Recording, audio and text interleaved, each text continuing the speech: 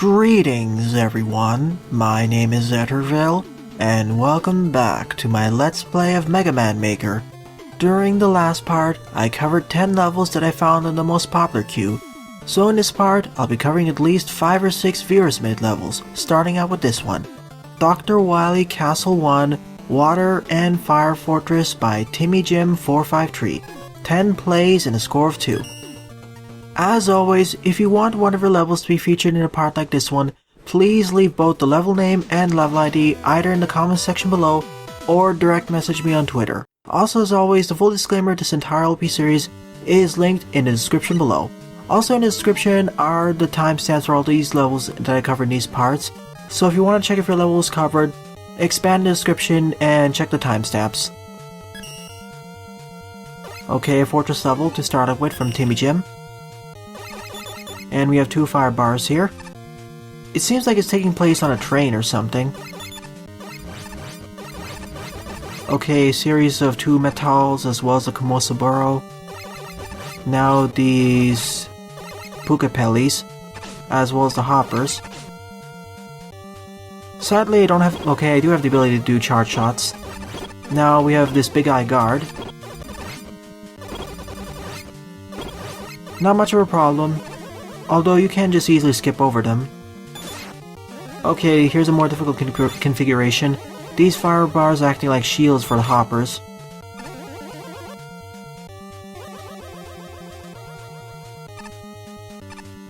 Oh, I see. That was me panicking a bit there. I thought I was on it, so I wanted to switch over to the left, but no. And we don't have any special weapons, so this is going to be a little bit different of a fortress level. Because usually in these fortress levels we have access to some special weapons, or at the very least a rush coil or rush jet, but here we don't. So that's going to be a little bit different.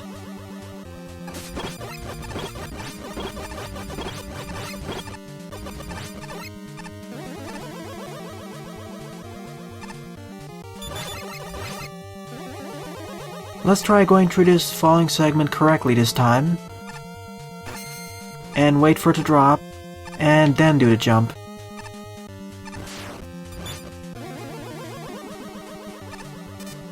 After all, this is called Water and Fire Fortress. We have both water and fire gimmicks.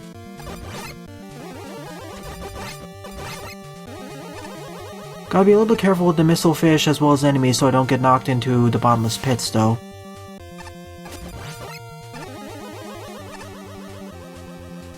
I was expecting there to be a second big fish to the right. Thankfully there are no lanternfish mini-bosses in this engine yet. It'll probably be added in a future update though. Oh, that's a little bit surprised there. Kind of a... more of a dangerous placement though because there was no checkpoint. And we have a split pathway it seems. Let's take the upper route. First checkpoint. I'm willing to double down back over there and see what that leads to. Okay, I guess this is the fire pathway, the bottom pathway is the water one. Judging by the level team.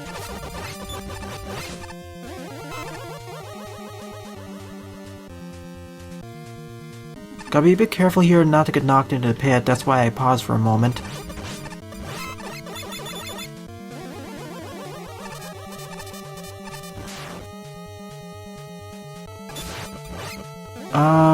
Okay. I guess the left path was the easier one, but this will lead up to probably an E-tank or something.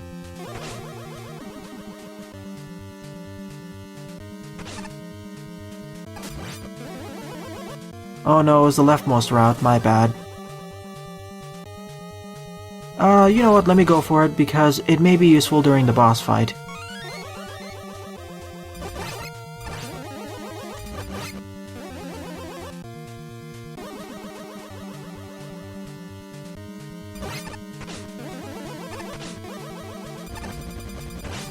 After all, I don't know how difficult the boss fight's going to be. Also, I noticed a small hole in the wall down over there, or to the left screen. I'm curious what that means. Hopefully I won't fall through that pit. Why is there a hot dog down over here? I guess it's to push us forward. And I guess it's to introduce us to the hot dog coming in the next screen. Okay then. I totally expected there to be a hot dog in this screen. And the first screen was an introduction. Okay, that's where the two pathways loop up, the bottom one's the water pathway. And of course we fight Toadman, who is really easy. Especially if he decides to stand over here. Okay then. While the fire pathway of the stage was neat, the first part of this fortress level starts out with a mixture of fire and water gimmicks, and then we have a split choice of whether to choose the fire pathway, and I believe the second one from the bottom is the water one. So I'll meet you back at the split pathway. Alright, this time we'll be taking the lower pathway and see where it leads to. Of course, and I was right, it's going to be the water pathway. Still, I find it neat that we started with a combination of water and fire gimmicks, and then we split off into two different separate pathways with different gimmicks. Let's see if they're equivalent difficulty usually of these types of pathways.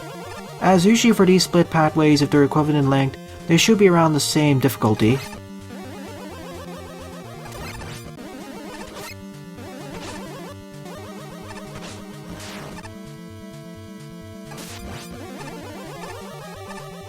And just like the fire pathway, we have bombless pits.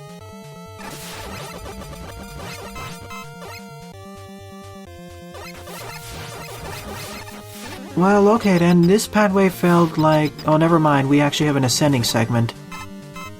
I thought it was going to end here, but this is where we reach the other side of the platform, I guess. Oh, this is really scary. Okay, here's where the two pathways loop up with each other. This pathway still felt a bit shorter than the first one. So I'll exit out here because I already completed the level. I liked it. I'd say it's par above par. I like how this has a consistent team. I like how it consistently uses the gimmicks. So I will give it a thumbs up. Although, as I said, the water part felt a bit shorter. But then again, it was about around the same challenge level. Though it had more non-stationary enemies, whereas the fire part had more stationary enemies with the fire bars and whatnot. Though that may be just me, and my own preferences. Second on the lineup is The Great Chase Part 3 Infiltrate the Hidden Base by Buster, 36 plays and a score of 5. Now Buster only sent me Part 3, 4, and 5 to play through, so I'm skipping past Part 1 and Part 2. If they want me to cover Part 1 and Part 2, sure I'll cover it. And apparently it's going to be a rather long level, judging by the longer loading time. Once again, in a future update, I wish the Mega Man Maker devs will add a relative measure of how long the stage is, or better yet, give a number of screens counter at the description. Windstorm Charge Kick Top Spin, Mega Man 6 Charge Shot,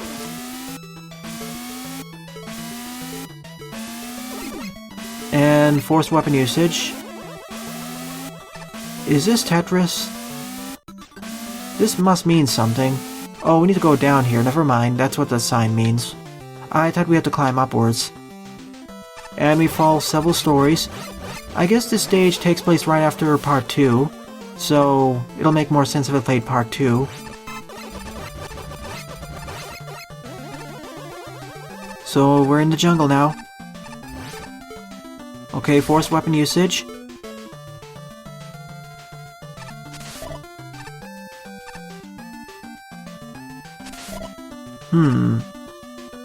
Oh, I see. Is this a split pathway, or do we need to go over here? I'll assume we have to go forward here. Although that looks rather suspicious, it looks like another pathway you can go through.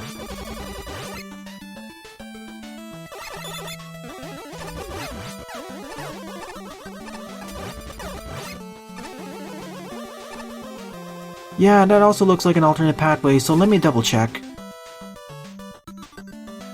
And I was right. Okay, this stage has a lot of different pathways, it seems.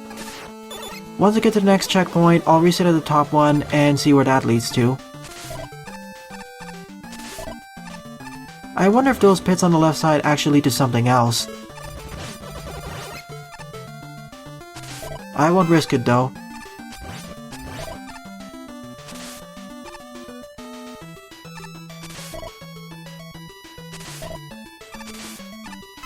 Okay, a bit of ladder jumping segments.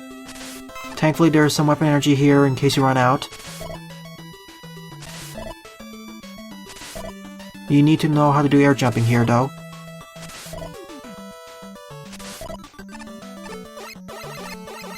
I'm thankful that I didn't fail on the earlier ones. Okay, we're entering the base now.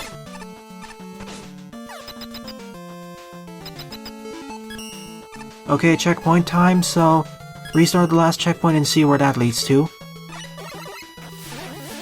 How many pathways does the stage actually have anyway? Oh, okay, so this loops downwards there. I know that for a fact. Still a forced weapon usage to the charge kick. Then again, we were forced earlier anyway.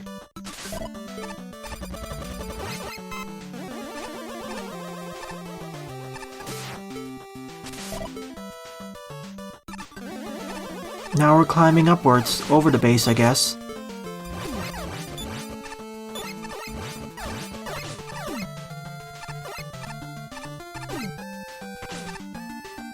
And now we're jumping in, I guess. Oh, okay, I probably missed something earlier, but not much of a problem. We're near the checkpoint anyway. Still, I like how this stage has multiple pathways, and falling down the pits earlier isn't a death sentence.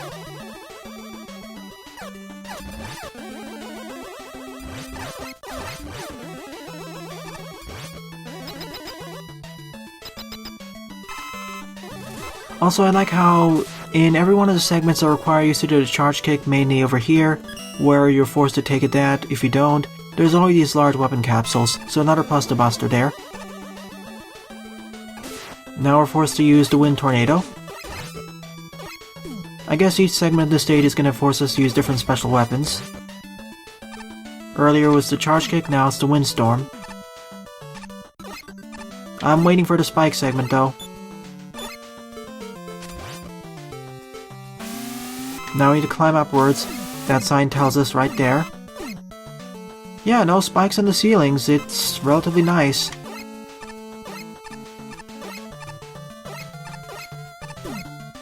I know there's something here. Yep, there was an E-tank. I thought it would be the alternate pathway from the left, but no, just an E-tank. Fine with me.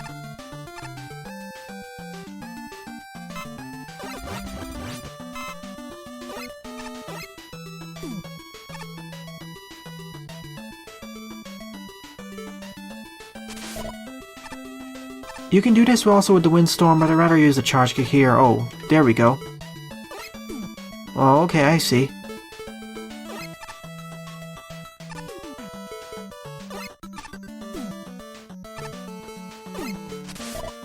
I need to combine usage of both now. It's gonna be a bit scary though.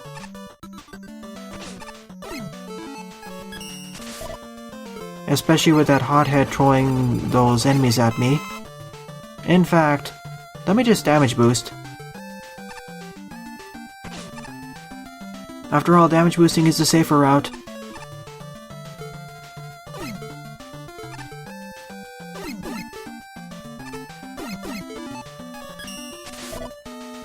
I didn't know if I hit it the right time. I had to rely on sound cues, but knowing Mega Man Maker, I may have not made it.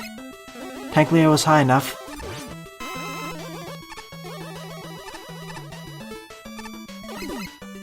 I always get really stressed out in these Windstorm segments though. Especially considering my past experiences. At least this stage isn't too difficult yet. Keyword is yet, of course. And I want a checkpoint soon though.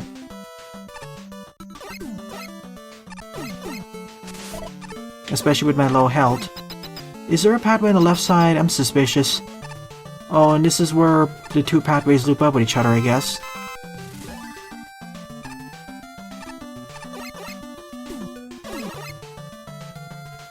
Nope, it's just an M-tank. I keep thinking there's an alternate pathway on the left ever since there was the upper pathway earlier. I'll go by the impression that it loops up with the base. Now I guess we're gonna have to start using the top spin. Yep, I was right.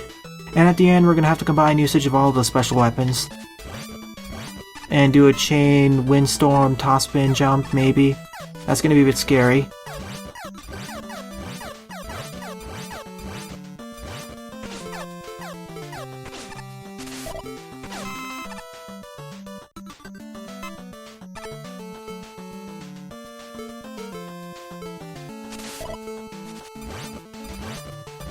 I need to hit solid ground so I can reset that.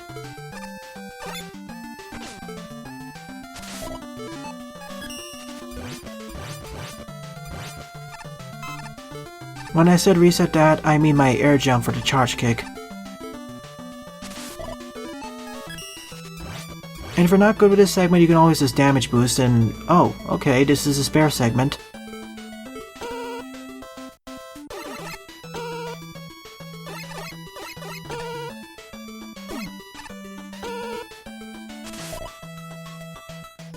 And I die anyway because I bonked my head against the ceiling. Oh well, at least there's a checkpoint at each segment starting. I'll ignore that earlier pathway and just go to the right. I'd rather not die again. Whole bunch of enemies.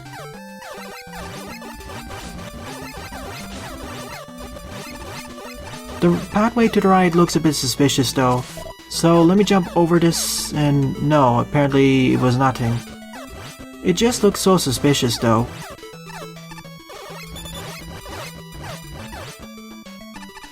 Down we go to the final segment of the level, I guess. Thanks for the full life refill there. Nothing to the left. Time for the boss fight. Thankfully there was no segment at the end that required usage of all 3 special weapons. Let me guess. If I can ever hit you... yep, it's the top spin, the hardest to hit weapon, especially with all these things going around the level. Thankfully I have access to a whole bunch of weaponry, and an M-tank, and an E-tank. So that was the end of the Great Chase Part 3. Infiltrate the Hidden Base. A pretty neat special weapons oriented level where we started out with the charge kick, then the windstorm, and then the top spin. Although the top spin segment was kind of the easiest one. And the wind tornado segment was the hardest one. Still, I liked how all of these special weapons were utilized pretty well. And I did like how the first segment with the charge kick, there were 2 pathways to go through, either the upper one or lower one.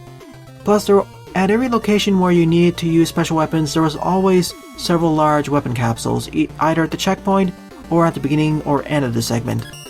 I'd like to play Part 1 and Part 2 and see how they fare with Part 3, and then get to Part 4 and Part 5, but I'll have to hear back from Buster first. Oh hey, Timmy Jim actually posted a new level.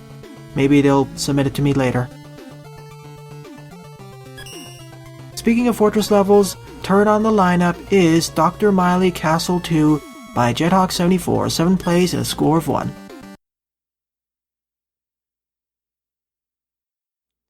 And knowing Jethawk's previous Fortress level, this is going to have 2 separate pathways. So it's going to be medium to above average in terms of length, so probably about 40 or 50 screens. So now we're into the fortress itself. Before we were outside the fortress, in the outskirts, now we're inside. Are we going to have a water segment in this level? Judging by tradition, we're probably going to have one. Well, if there's one thing this castle has going for it, it's really green. We have all sorts of green type of enemies with the walking bombs, the skeleton joes. Everything is green here. Well, except those yellow parts. So a neat color combination, or color unification.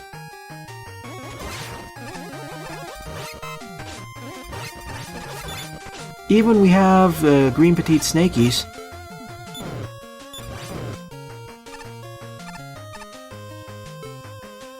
I knew those would lead to spikes. It couldn't be that easy.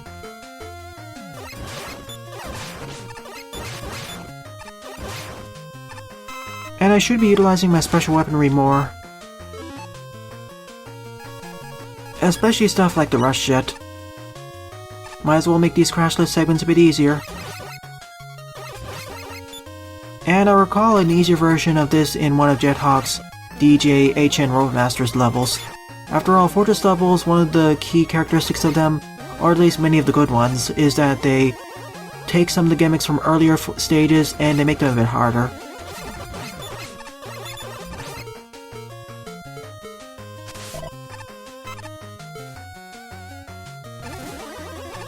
Good checkpoint placement. All of the levels in this part have pretty good checkpoint placement. Either they're on par or more on the generous side.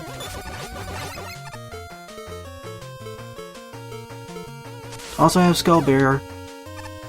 I may need to utilize that in some of the more difficult areas though.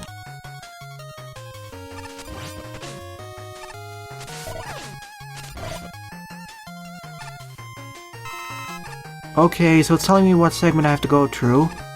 Skull Barrier, Fire, Fire. Okay. Let's take the leftmost route.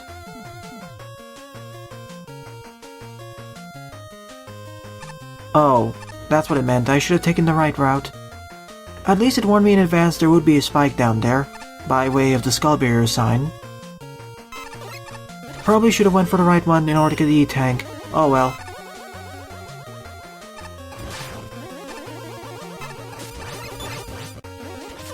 I guess this is the charge kick room. Oh, I can see why.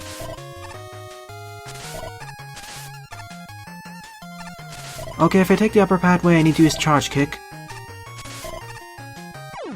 And I walked a little bit too much to the left there, and I was taken upwards into the ceiling with those Sparkman platforms. There's probably an E and an M tank at the end of that segment, but if I don't want it, I can always just take the lower route.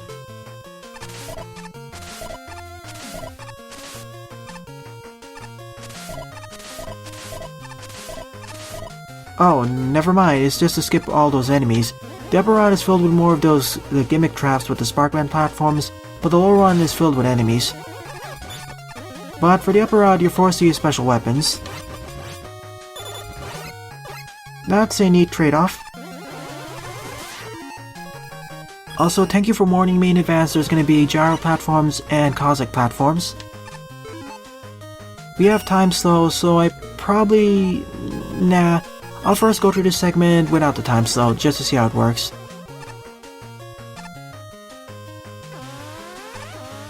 Nice wave of warning in advance what gimmicks are going to be coming. Oops, I should have waited there. That was foolish of me. In fact, actually having the time slow may make this segment a bit more difficult, what with the Cossack platforms moving slower.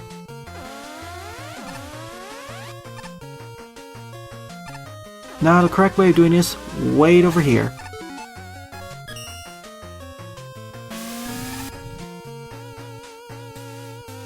This is what I was talking about, the slowdown. Of course it makes this segment a lot easier.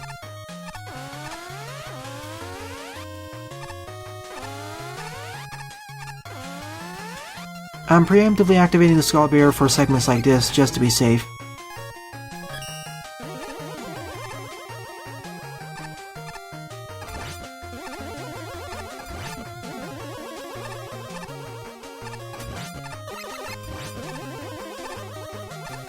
If there's any way I would describe this level, I'd call it basically the Green Fortress, considering how many enemies are green here. And I really like how everything, all the challenges are telegraphed in advance. Like below here is going to be the platforms. And knowing my luck, I should get Skull Barrier activated. Oh. Okay, let's go through this route. I think it's optional, but might as well. And for taking the upper route, we get an extra life, and lower one, an M tank. Good to know. Actually, Skull Barrier time. Well, not the way intended. I do see some spikes down there. So make sure to kill off the Power Muscler, or Power Muscler. And we finish the level. I like this fortress level a lot more than your first fortress level. Probably a 6 or 6.5 out of me. As a consistent team, everything being green, it's being in the interior of the castle, and I like how the challenges are telegraphed in advance. Definitely my favorite level to part. Okay, Stone Man.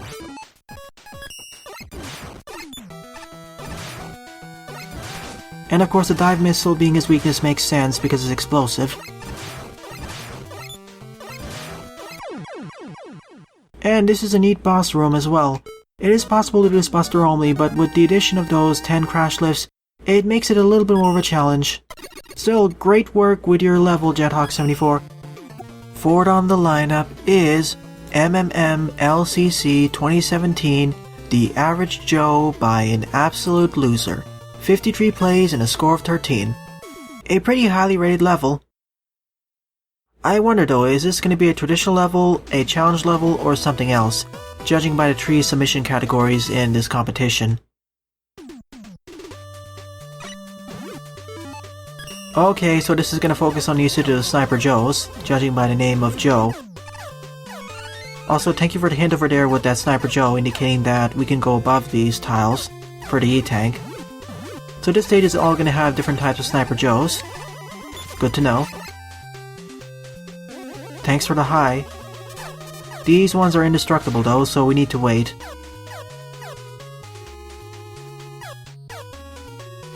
And using Time Man's team does make a little bit of sense because we have to be a bit cautious with our movement.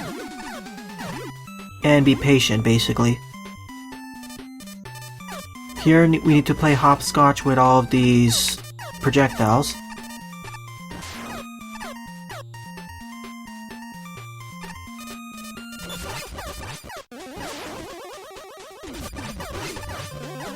I want to take care of these first before I move on to the right.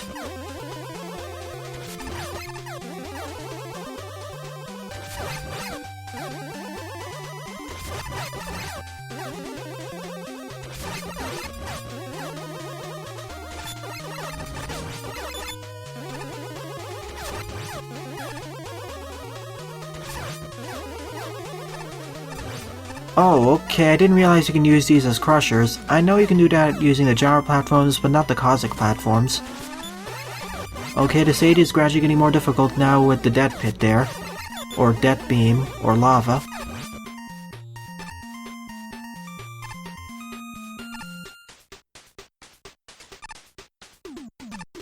My slide button wasn't working as intended there.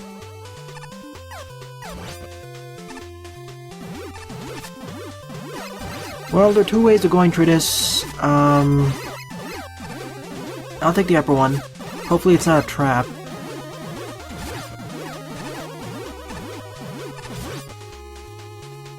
Okay, it isn't a trap. Good to know.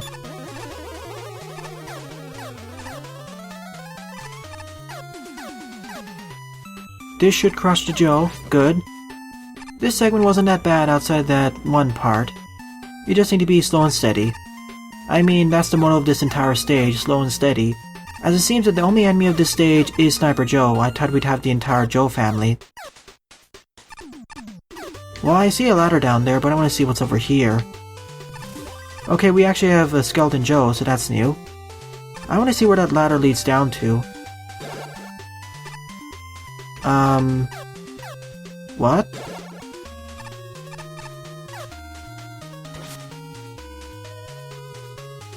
I hope I win. Well, of course here it's called I hop I win. But I see. It's kind of a meme started with the Magma 1 competition, if... At least that's the first time I've encountered it. Although personally this isn't my favorite level in the MMMLCC competition, at least in terms of traditional levels, but honestly this is more of a gimmick level anyway. Or a non-traditional level because it's focusing on Joes. Okay, now we have to dodge through all of these Skeleton Joe bones, which means basically run to the left, run to the right. And the Sparkman platforms can apparently crush the enemies as well. Apparently any mobile platform can crush enemies, maybe outside the crash lifts. After all, if they can crush me, they might as well crush the enemies. Here's a little bit more difficult because we need to keep jumping on the Shadow Man platform. Of course we can keep riding this, but it's not the safest option.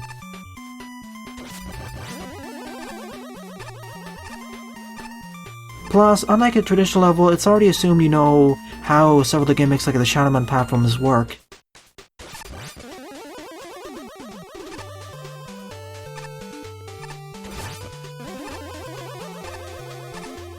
At least there's a sense of challenge escalation. But boy, these open segments are rather scary.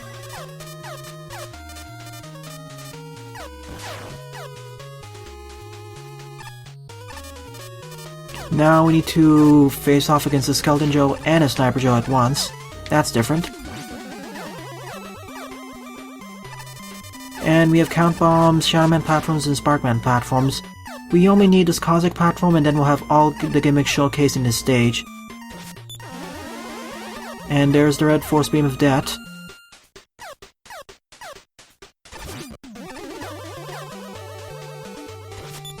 And there's the end of the stage. I was kind of hoping for the Hammer Joes, but I guess they're a bit too easy, or they wanted to focus on one set of gimmicks. Nonetheless, from what I played through the stage, I give it at least a 6 out of 10 for creativity. And pretty well designed. A nice non-traditional level.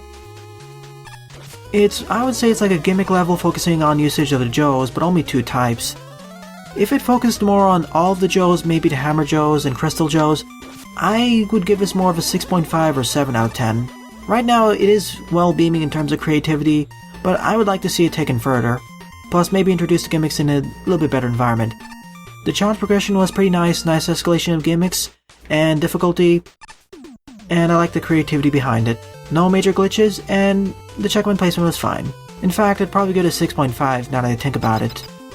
But if you worked more on Joes, or gave more Joes, I'd probably give it at least a 7. And of course, we put a boss there just for the jokes because Toadman basically commits suicide or falls down a bottomless pit. And this stage did teach me something else, that Sparkman platforms as well as the Cosmic platforms can crush enemies to death. I already knew Gyro platforms could do that, but I wasn't sure about those other types. So this is definitely the honorable mention of the part. Alright, 5th and final level of this part is Botanic Colony by Crono MN, 17 plays and a score of 2. Judging by the name, it's probably going to be a traditional level. Around the normal side of length, probably at least 20 to 30 screens long. I'm getting better at judging how long each of these levels are. Although, it's assuming all of the screens in a level, not necessarily each pathway. So we're climbing upwards, it seems. Oops. Well, okay then, that was one way of doing a safety platform. Not what I envisioned. Oh, this is a Botanic Space Station, now I get the title. Below was the forest or Botanic Colony, now we're in the upper part, in space. Now it makes sense. And that's acting like a warning siren that we're invading this place. And of course, because we only have the Mega Buster, this is a traditional level by default. Or fortress level.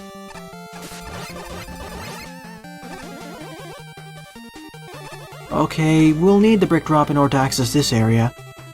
Is that an optional area, or is it a mandatory one though? Okay, vertical scrolling segment. Now ladder jumping segment. And we need to be quick here, otherwise we'll get shot down by the petite snakies. That's one way to force us to go quickly. And there's the brick drop. Now, time to just jump over down there and easily kill off these enemies. Neat runaround.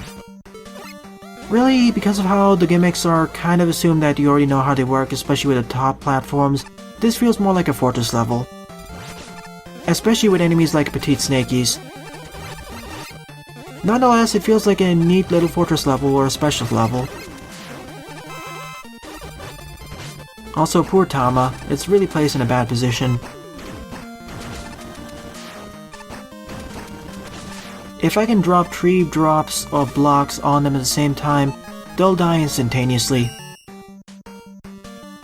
Well, that's one way of doing enemy spam, I guess.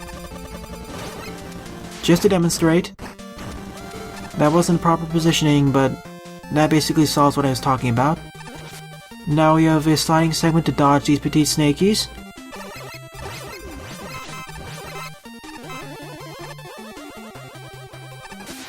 Whole bunch of Sniper Joes, who I'll just use the brick drop in order to deal with them quickly.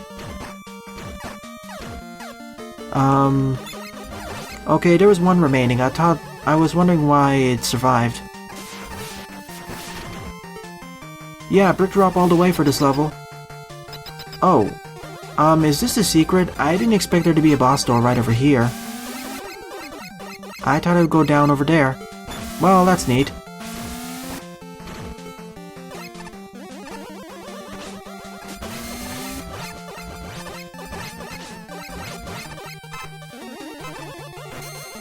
Oh boy, now we have to backtrack. The hard part.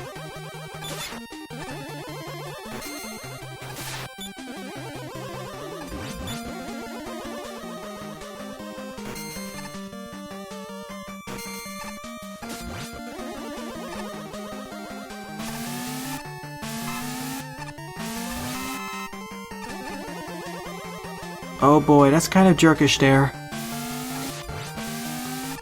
Oh, never mind, it was just a spawning issue. I thought they only placed 2 blocks there, oh boy. Really want to deal with you, Fan Fiend, quickly.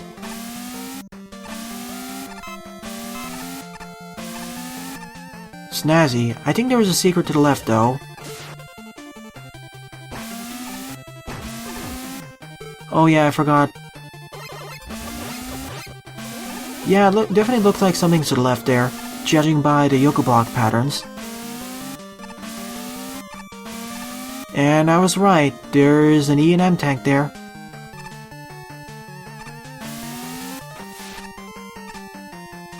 You gotta be really quick with your movement, though.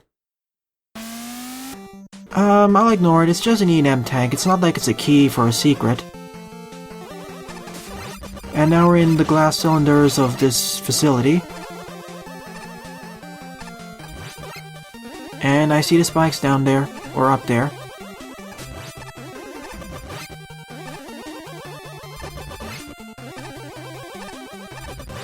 If I could reset that, it would be really appreciated. Oops, yeah, if you fail this, you need to restart a checkpoint because you're stuck here.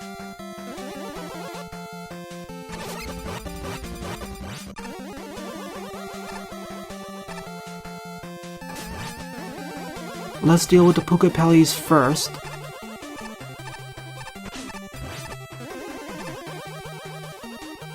Wow, these tops will try embedding you in the spikes. I expected as much.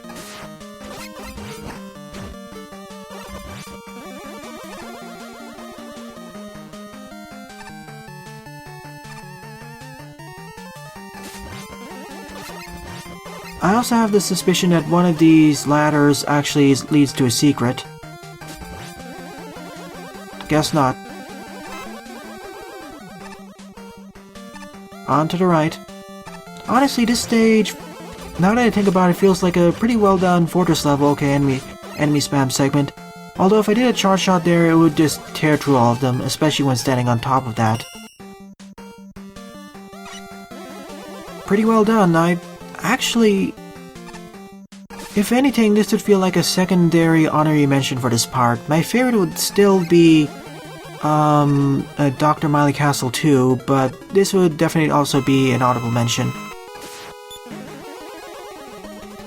So now time to fight Woodman together. Now just make this easier on myself.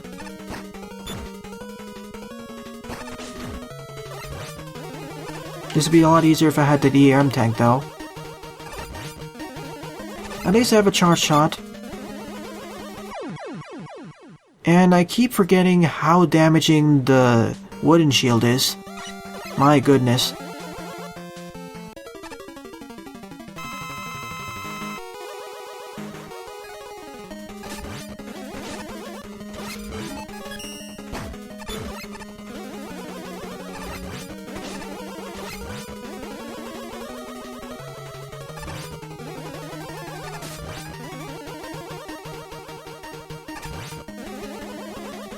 Not the wooden shield, the leaf shield. I mean, look at it, just ate at least half my health. So you gotta get good at dodging it, as that's one of the most damaging attacks or projectiles for a Roadmaster I've ever seen. None of the other shield-based Roadmasters like Plantman deal that much damage with their shields. I guess it's because Woodman is rather slow with his movement, so his high damage is made to compensate for that. Definitely like this level. I would say it's about par. It started a little bit slow, but then it got pretty nice. Had nice aesthetics for the space colony, and I liked it. So overall, out of the 5 levels I played in this part, my favorite level would definitely be Dr. Mily Castle 2. With my first honorable mention being Botanic Colony, and my second honorable mention being The Great Chase Part 3. So in the next part, I'll be covering several more of your submitted levels. Well then, thanks for watching and have a nice day. Toodles!